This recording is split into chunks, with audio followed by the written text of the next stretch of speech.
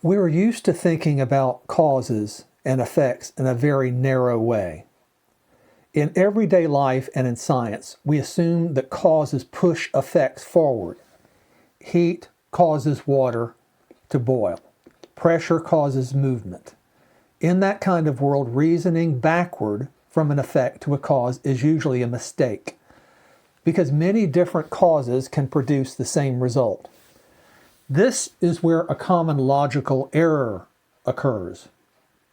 It's called affirming the consequent. It happens when someone reasons like this: if A causes B and B happened, then A must have happened. That does not follow. Water can boil for many reasons, not just one. So in mechanical systems, effects do not uniquely identify causes. So that rule is sound, but only within its proper domain. The problem arises when we assume that this rule applies to everything. There are whole areas of life where causes are not physical pushes, but intentions, purposes, or meanings. When someone makes a cup of tea, as John Lennox has said, the full explanation is not just heat and molecules. It's that someone wanted tea. The physical process is real, but it is governed by intention. In those domains, cause and effect are related differently. The effect often carries the form of the cause.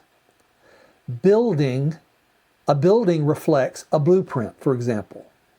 A performance reflects a script. And a fulfilled promise reflects the promise itself. So in those cases, asking what kind of prior intention or word would explain the outcome is not affirming the consequent. It is recognizing the kind of cause involved. If you refuse to make that shift, you miss something vital.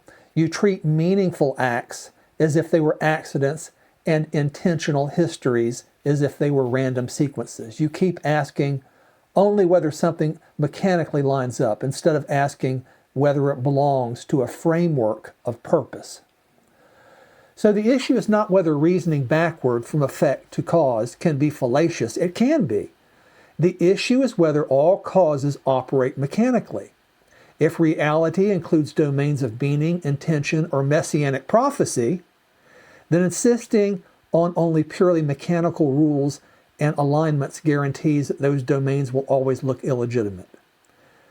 This is our warning about the church quietly adopting the Enlightenment view of messianic prophecy. This we did, and we are not aware of it. It explains why this phenomena is being decentered and even outright denied in Christian academic and church circles today, losing more and more power as time goes on. And as a result, why we are losing the church. Because messianic prophecy is not a part of the church. It is all of the church, as much as Jesus himself is. Without it, nothing will make sense anymore except to emotion, tradition, and logic. Affirming the consequent is a real fallacy, but within purely mechanical systems. But treating it as a universal prohibition binds us to forms of causation in which the effect is meant to embody the cause rather than merely follow it. In such domains, asking the reverse question is not a logical error, but an interpretive necessity. Without this allowance, the past cannot be understood as foreshadowing, nor history as a redemptive pageant with explanatory and existential force. Meaning collapses into sequence, purpose into process. What remains is a world in which events matter only insofar as they produce measurable outcomes, not because they disclose why things are as they are or what they are for. In that world, nothing truly means anything anymore. Everything is reduced to effect alone, valuable only to the extent that it improves the machinery of life, but incapable of speaking to its meaning.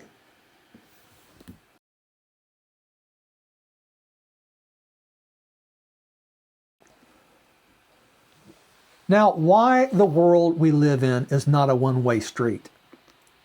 In a purely material, mechanical view of the world, causes push effects forward. A cue ball hits another ball. Heat causes expansion. Pressure causes motion. In that kind of world, it never makes sense to reason backward from an effect to a cause except as a guess, because many different causes could have produced the same result. Cause and effect are separate, external, and sequential, but not everything we deal with works that way. Some things are better understood as plans, meanings, or intentions unfolding over time. In those cases, the cause is not a physical push, but an idea, a purpose, or a word that is later carried out. A blueprint comes before a building. A promise comes before its fulfillment. A script comes before a performance. Now, once you move into that kind of world, the relationship between cause and effect changes. The effect does not just result from the cause, it embodies it. The building looks like the blueprint. The performance matches the script. The fulfillment reflects the promise. Because of that, it becomes legitimate to ask a different kind of question. Not only did this earlier word cause this later event, but also, given this later event, would we not expect there to have been an earlier word like this? In other words, the shape of the fulfillment can tell you something about the kind of intention or speech that must have preceded it. Now, applied to messianic prophecy, the idea is simple. A life or event unfolds in a way that looks planned, meaningful, or purpose-driven across long stretches of time. Then it makes sense to ask whether it belongs to a framework where prior prophetic speech is not accidental but appropriate, even necessary. The fulfillment is not just an outcome here. It's the realization of something already articulated in another form. So the simplified point is this. If you only think in mechanical terms, causes always go one way and effects tell you very little. But if you allow that reality can include meaning, intention, and purpose, then causes and effects can mirror each other across time. In that kind of world, looking backward from fulfillment to promise is not a mistake. It can actually reveal whether the phenomenon belongs to a deeper, non-mechanical order that purely material views cannot account for. So in this scenario, what is missing when looking at this fulfilled prophecy by insisting on looking only at whether a fulfillment mechanically aligns with it is what? What is missing is the thing that makes the phenomena prophetic at all. Its meaning, its intentional unity, and its teleological coherence across time. When you insist on evaluating fulfilled prophecy only by asking whether events mechanically line up with earlier predictions, dates, facts, surface correspondences, you reduce prophecy to a kind of ancient forecasting exercise. You treat it as if it were a checklist or a statistical prediction model. That method can tell you whether two sets of data match, but it cannot tell you whether they belong to the same act of meaning. In a purely mechanical analysis, you lose several crucial dimensions. First, you lose intention. Prophetic speech is not just information about the future, it is purposeful speech aimed at recognition, response, judgment, or redemption. Mechanical alignment asks only, did this happen as stated? This is essential, and I am not minimizing its importance here. But prophetic fulfillment asks, was this lived out as intended? Those are not the same questions. Second, you lose form. Many prophecies are not fulfilled by one-to-one literal correspondence, but by pattern, escalation, recapitulation, or embodiment. A mechanistic approach tends to dismiss anything that is symbolic, typological, or narrative as non-exact, when in fact those are often the very modes of prophecy that prophecy uses to disclose meaning. Third, you lose identity. In prophetic fulfillment, the event does not merely satisfy a prediction. It defines itself by reference to the prophecy. The fulfillment understands itself as that which was spoken. A mechanical comparison ignores whether the life or event consciously inhabits and enacts the prophetic script. Fourth, you lose necessity. Mechanical alignment can only say this fits. It cannot say this had to be this way. But in prophetic domains, the question of legitimacy often turns on whether the form of the fulfillment is such that it would be unintelligible or radically diminished without the prior prophetic word. And finally, you lose recognition. Prophecy is designed to be recognized by those who share its conceptual world. Mechanical alignment treats recognition as irrelevant or subjective, when in fact recognition is part of the causal structure of prophetic fulfillment itself and of human life itself. So what is missing is not data but depth. By focusing only on mechanical correspondence, you miss the unity of speech and fulfillment as two moments of a single intentional act stretched across history. You end up measuring messianic prophecy by criteria appropriate to machines, not to people, not to meaning. In short, the mechanistic approach can tell you whether prophecy lines up. It cannot tell you whether prophecy makes sense of what has happened or whether the fulfillment belongs to a domain of purpose and revelation that mechanical analysis is simply not equipped to see. I once heard John Lennox say that the naturalistic explanation for intentional acts is insufficient to explain them. They would say that a cup of tea results from heat, excited molecules slamming into each other under the kettle and the water rising in temperature. That this explains the cup of tea. He said it would explain it by saying that he wanted to make a cup of tea. That illustration captures the distinction almost perfectly. And it does so in a way that requires no technical philosophy. The naturalistic explanation is not wrong, it is simply incomplete. Explaining the cup of tea in terms of heat transfer, molecular excitation, and thermodynamics tells you how the water became hot. It tells you nothing about why there is a cup of tea at all. Lennox's point is that intentional acts belong to a different explanatory level. Saying the water heated because molecules move faster explains a physical process. Saying I want a tea explains the reason the process was initiated, selected, and directed. The kettle was not turned on by molecular motion. The molecular motion occurred because an agent intended an outcome. In mechanistic explanation, causes are sufficient conditions. Pressure causes movement, heat causes expansion. In intentional explanation, causes are reasons, purposes, goals, meanings. They do not compete with physical explanations, they govern them. The physical chain is real, but they are subordinate to the intentional one. What is missing from the naturalistic account is selection. Physics can explain why water boils at a certain temperature. It cannot explain why this kettle was filled at this time for this end rather than any other possible use of energy. Intentionality answers that question.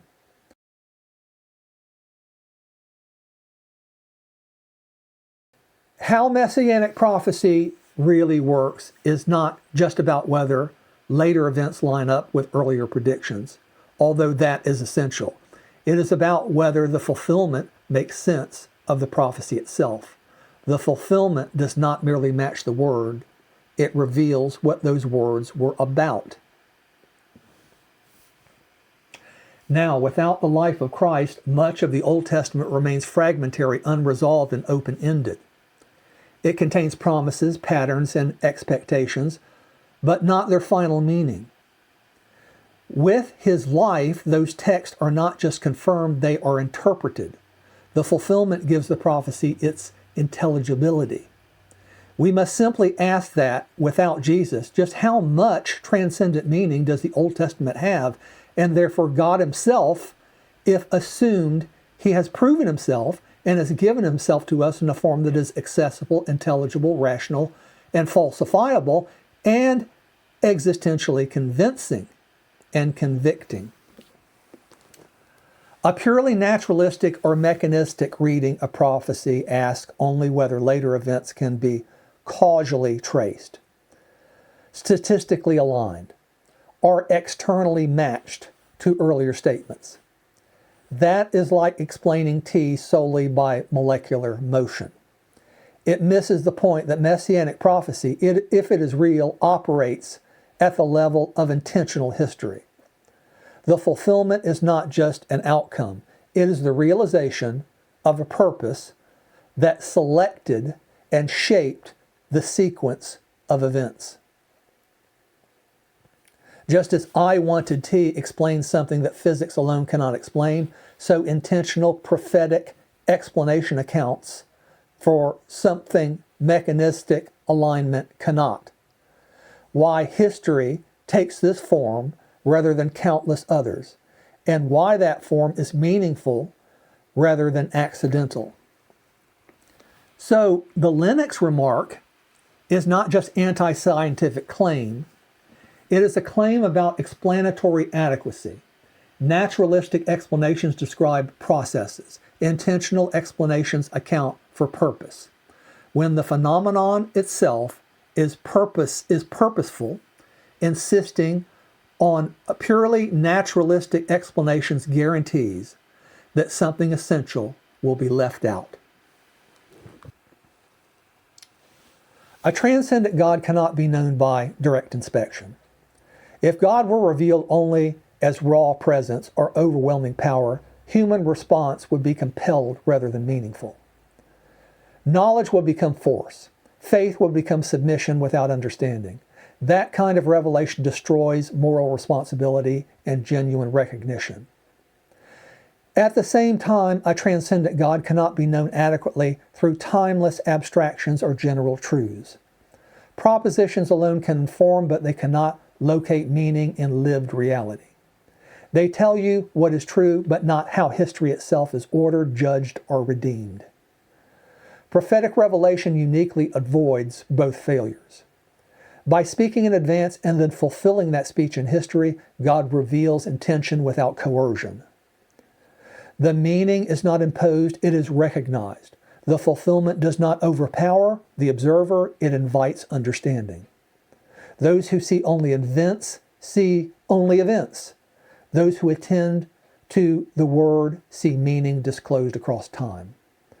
This form of revelation also preserves human freedom. Fulfilled prophecy does not force belief the way a miracle might, for example. It requires interpretation, memory, and moral alignment. One must be willing to see history as meaningful in order to perceive it as fulfillment at all. In that sense, revelation is given publicly, but understanding remains covenantal. And most importantly, prophetic fulfillment allows transcendence to enter history without being reduced to history. God does not become one more cause among causes. Instead, history itself becomes the medium of disclosure. The effect does not replace the cause. It embodies it. Meaning unfolds rather than intrudes. This is something no other mode of revelation can do. Look, private experience collapses into subjectivity. Abstract doctrine collapses into timelessness. Raw power collapses into coercion. Only prophetic fulfillment allows God to remain transcendent, while making meaning accessible, testable across time, and existentially binding without force. So the reason a transcendent God would choose this form is not arbitrary or traditional. It is structurally necessary. It is the only way to reveal purpose to beings who live in time, think narratively, and must be persuaded rather than compelled. In short, prophetic fulfillment is not merely a religious form of revelation.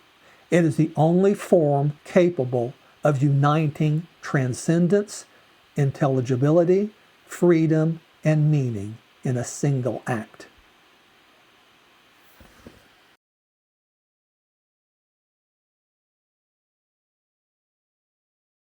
Again, what is the danger for the church in quietly accepting an Enlightenment view of Messianic prophecy? How does it result in the indulgent experientialism and over-mechanized view of transcendence that we see today? The danger for the church is quietly absorbing an Enlightenment view of Messianic prophecy is not that it will openly reject Christ, but that it will slowly misunderstand him. When prophecy is treated as a mechanical problem of prediction and correspondence, transcendence is no longer something revealed in history, but something managed by explanation. Meaning gives way to method, and fulfillment gives way to analysis. Over time, this produces two distortions that reinforce one another. On the one hand, transcendence becomes over-mechanized. God's action is confined to what can be historically reconstructed, logically defended, or externally verified. Prophecy is treated like data, and Christ is treated like a conclusion. What cannot be demonstrated by these tools is quietly marginalized.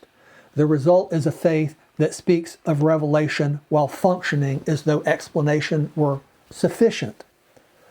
On the other hand, we cannot survive mechanization retreats inward. Transcendence, stripped of public and prophetic objectivity, reappears as experience. Faith becomes something felt rather than something known. Assurance replaces understanding.